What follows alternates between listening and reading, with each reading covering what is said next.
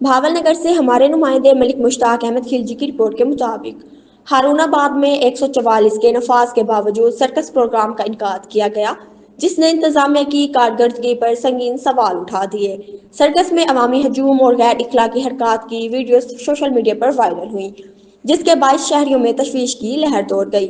عوامی حلقوں نے انتظامیہ اور پولیس کی خاموشی کو قابل مذمت قرار دیتے ہوئے کہا کہ اگر صوبے میں پابندی عائد ہے تو ایسے پروگرام کی اجازت کس بنیاد پر دی گئی؟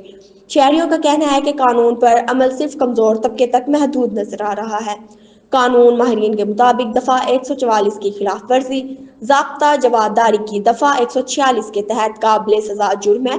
اس کے باوجود کھلے عام عوامی اجتماع کا انعقاد ریاستی عمل درآمد پر سوالیہ نشان بن گیا۔ سماجی اور شہری تنظیموں نے مطالبہ کیا کہ سرکس کے ذمہ داران کے خلاف فوری کارروائی کی جائے اور یہ وضاحت بھی پیش کی جائے کہ پابندی کے باوجود یہ پروگرام کس کی اجازت سے ہوا۔